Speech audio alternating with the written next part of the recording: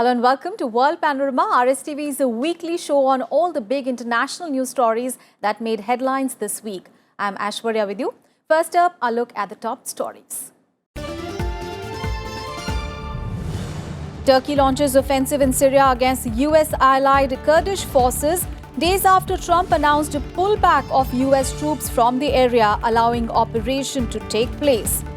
Critics say Turkish operation makes it easier for IS terrorist group to re-emerge.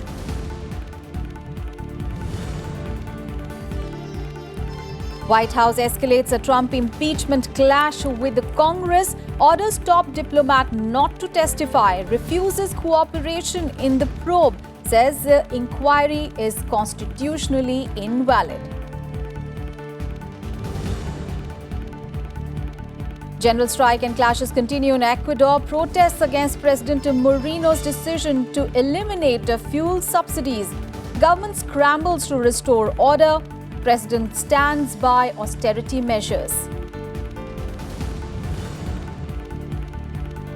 More than 110 killed in week-long protests over corruption and unemployment in Iraq.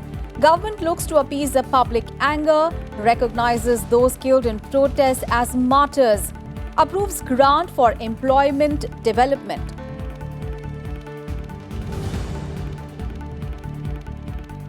And Apple pulls app after China alleges it helped Hong Kong protesters track police. NBA events in China also disrupted over Hong Kong tweet.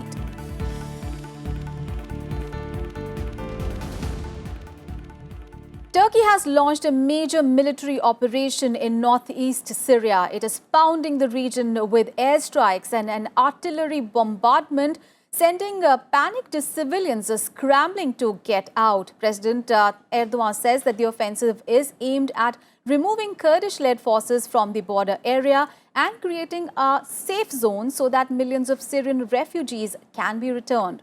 Turkey's move into Syria came after the US announced it was withdrawing its troops from the region, leaving the Kurdish-led Syrian Democratic Forces, or the SDF, without US military support. It is noteworthy that SDF was the US's main ally in Syria in the battle against Islamic State terrorist group.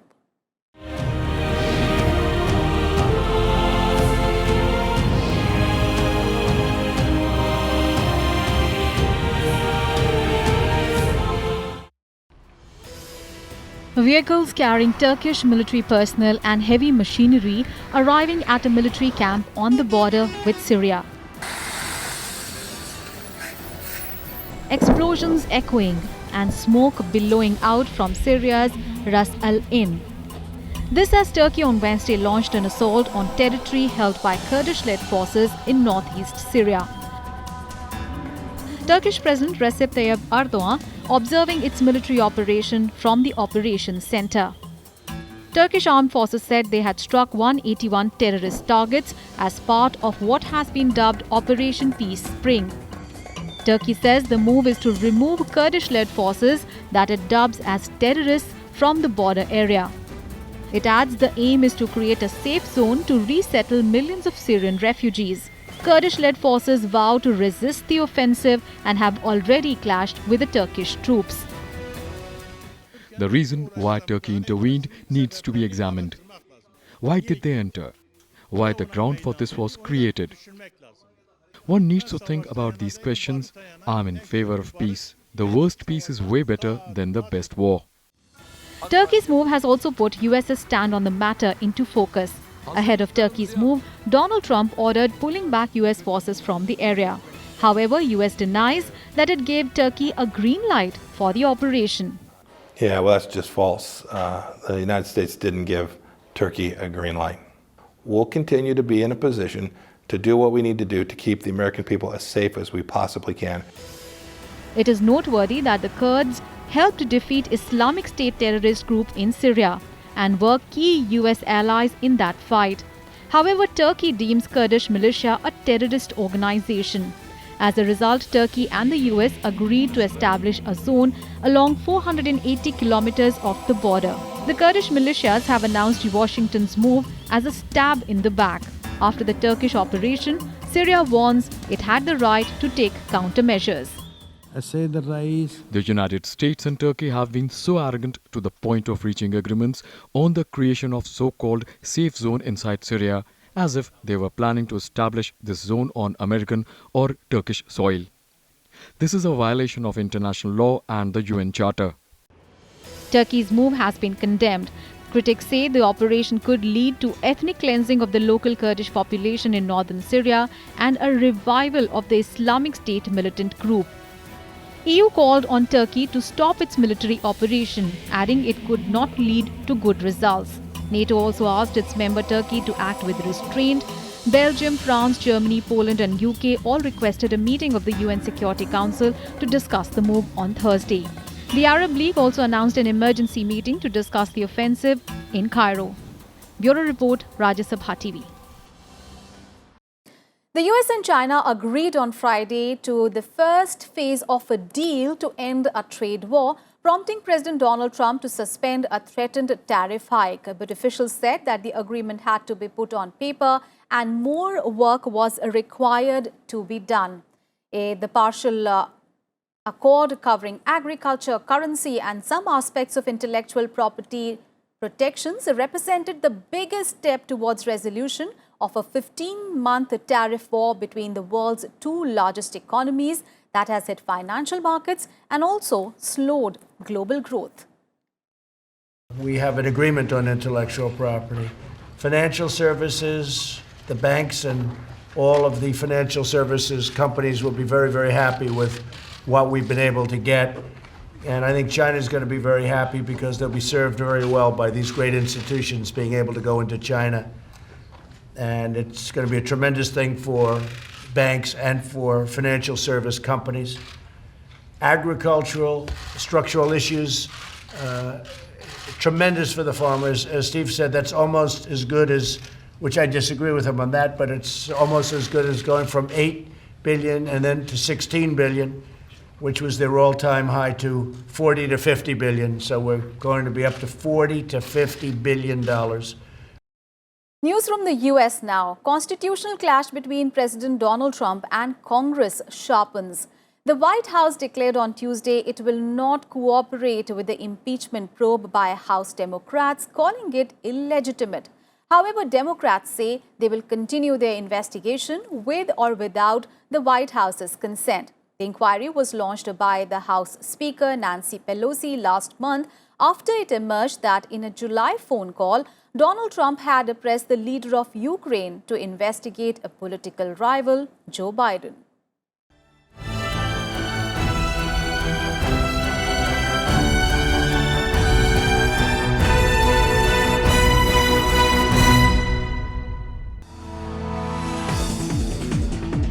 One of the Democratic frontrunners in the 2020 presidential race, Joe Biden, making his first call for Donald Trump's impeachment, telling a rally that the president has already convicted himself. No president in American history has ever dared to engage in such unimaginable behavior. With his words and his actions, President Trump has indicted himself by obstructing justice, refusing to comply with the congressional inquiry. Joe Biden's Democratic Party has launched an impeachment inquiry over claims that Donald Trump illegally pressured a foreign leader to investigate Biden and his son. Trump has denied wrongdoing. And on Tuesday, the White House said it would not cooperate with the inquiry, arguing that the proceedings were unconstitutional. In a letter to Democratic leaders, the White House objected to the impeachment inquiry, saying the House did not formally vote to begin the probe. It also claims that Trump's due process rights are being violated and attacked the conduct of House Intelligence Committee Chairman Adam Schiff. Then it turns out that the whistleblower is a Democrat, strong Democrat, and is working with one of my opponents as a Democrat that I might end up running against. The whole thing is a scam. It's a fix.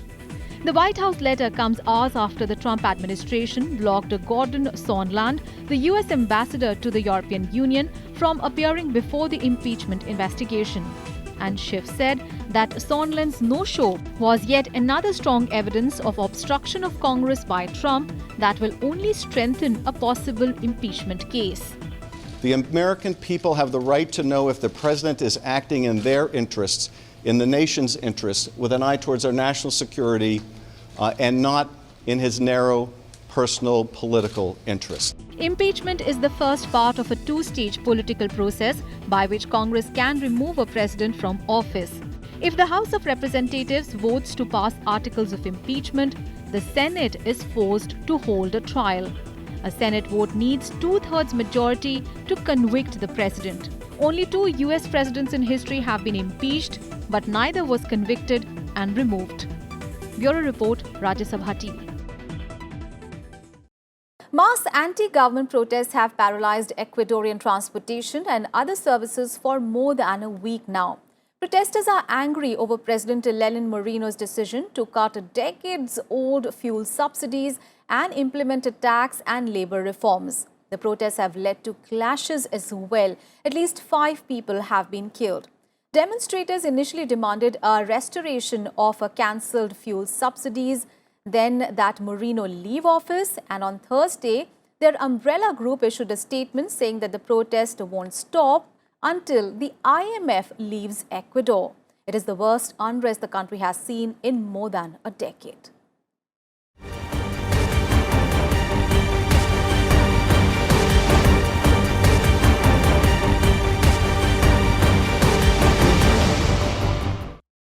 Anti-government protests continue in South American country of Ecuador.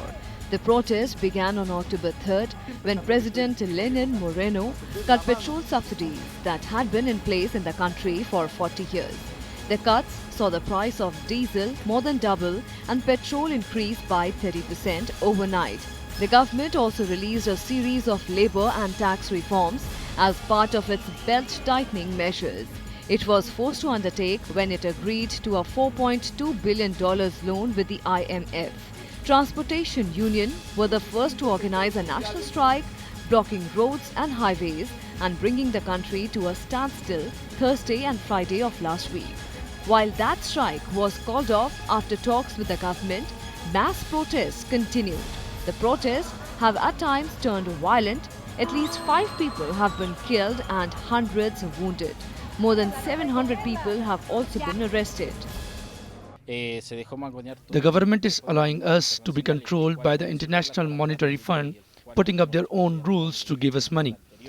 I prefer the government to go back to how the fuel price was before.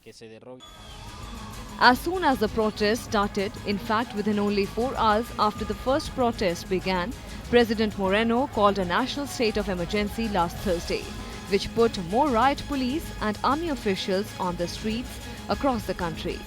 He has remained firm that he will not repeal the reforms or reinstate petrol subsidies, which he claimed distorted the economy. He says the Venezuelans and Colombian FARC members are involved in protests. We are getting the evidence that there are people from Colombian rebel group FARC involved. It is evident in coincidence of the protest system and the same methodology. There is also no doubt that Venezuelans are involved too. However, the protesters too have dug in their heels. Indigenous protesters paraded a group of captured police officers on stage in a brazen show of defiance. Ecuador has an extended history with political unrest and instability since 1997. The Ecuadorians, largely led by the organized indigenous movement, have forced 3 presidents out of office. Bureau Report, Rajya Sabha TV. And in World Panorama, we'll take a very short break. And after the break, we take a look at another country, Iraq, where people have taken to the streets and resulting clashes with the security forces have left more than 110 people dead and thousands wounded. All the details on Iraq turmoil coming up ahead. Stay tuned.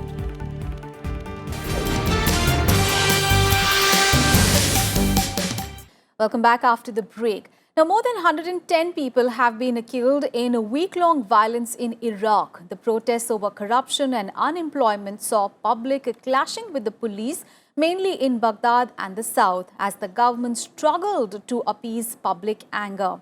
On Tuesday, Iraq's Parliament sought a peace by recognizing those killed in protests as martyrs and also approved a grant for employment development. The violence has been the worst to hit Iraq since it put down an insurgency by the Sunni Muslim Islamic State group nearly 2 years ago.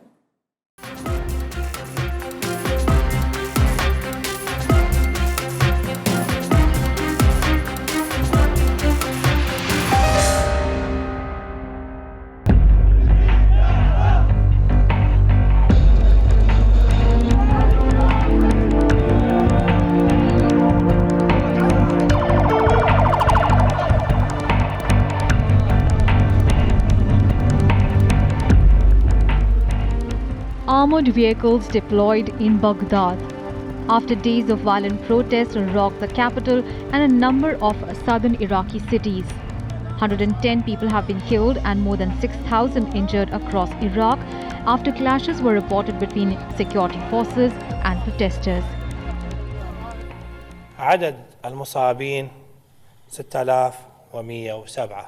The number of injured is 6,107 and the number of martyrs 110. These numbers include security forces, civilians and protesters. Iraq's government has scrambled to contain the popular anger. Security forces responded with a crackdown on the demonstrators who are demanding jobs, better services and an end to endemic corruption in the oil-rich country. Protesters have been protesting for 7 days. Nothing happened and they did not deliver our demands. We want the government to resign, all in all. The unrest is the most serious challenge facing Iraq 2 years after the victory against Islamic State militants. Demonstrators say that after the defeat of IS militants, security has improved, but corruption is rampant. Wrecked infrastructure has not been rebuilt and jobs are scarce. The chaos also comes at a critical time for the government, which has been caught in the middle of increasing US-Iran tensions in the region. Iraq is allied with both countries and hosts thousands of US troops as well as powerful paramilitary forces allied with Iran. Iraq's most senior Shiite spiritual leader, Grand Ayatollah Ali al-Sistani, President Barham Salih and Prime Minister Abdul Mahdi urged for peace.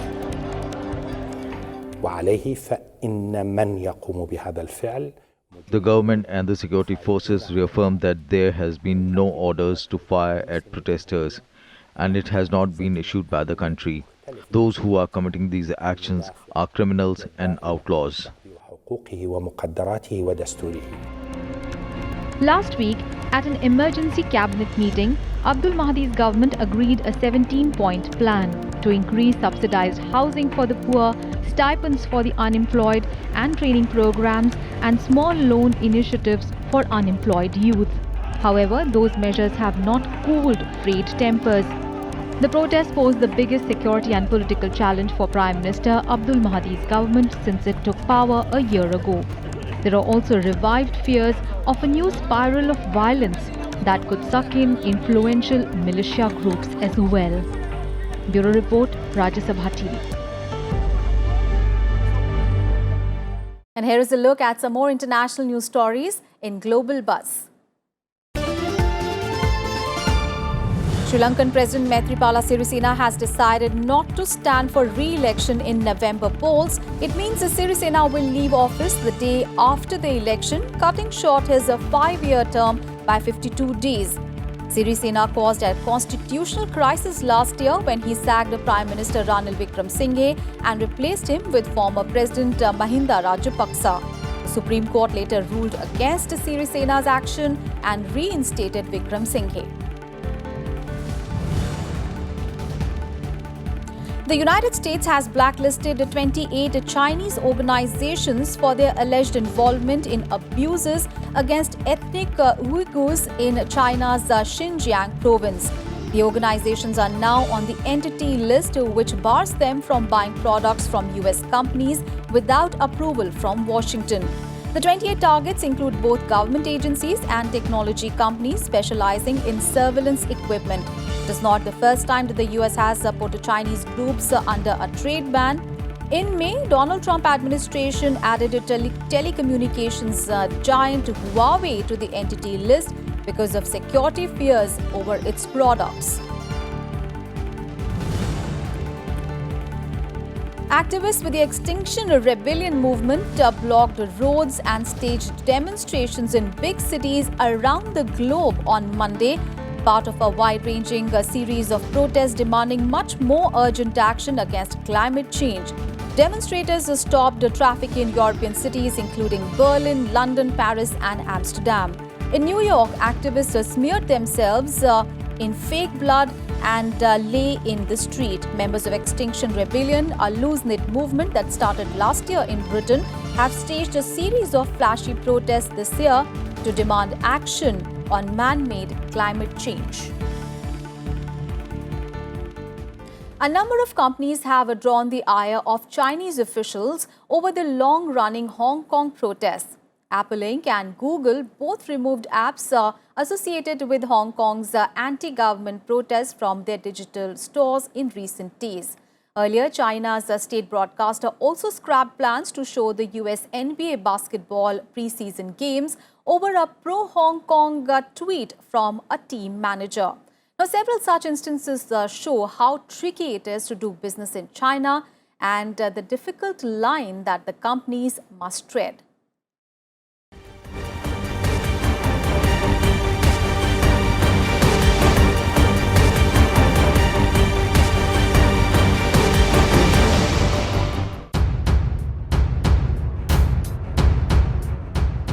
This week, Apple became the latest foreign company to catch heat in relation to the pro-democracy protest in Hong Kong. On Wednesday, China's state media accused Apple of supporting pro-democracy protests. It said a transport app available on Apple Store was allegedly helping protesters identifying police in Hong Kong. Apple then removed the app. It is not just Apple. A number of companies have drawn the ire of Chinese officials over the long-running Hong Kong protest. The American National Basketball Association was last week targeted after the general manager of the team, Houston Rockets, Daryl Morey, posted a tweet supporting the protesters. The tweet angered fans and authorities in China, threatening the business where about 500 million fans consume NBA content.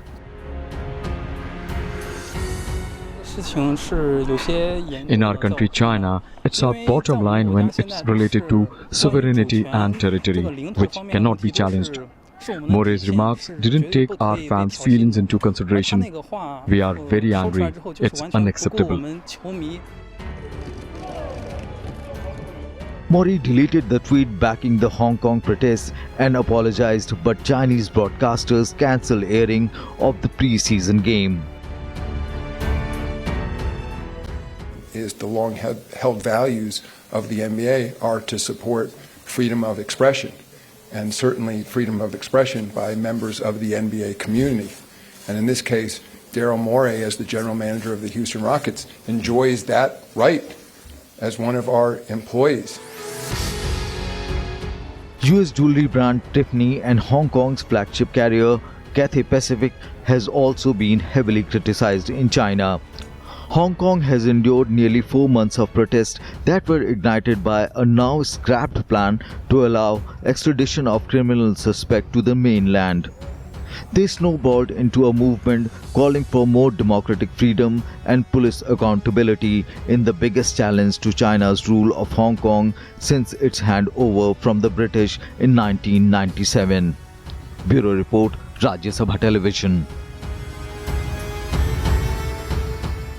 That's it in this edition of the program. But before we go, take a look at a brand new massive underground cemetery that was unveiled in Jerusalem amid a looming shortage of graveyards in the Holy City. The cemetery comprises 1.5 kilometers of tunnels with 23,000 burial chambers lining the walls and the ground.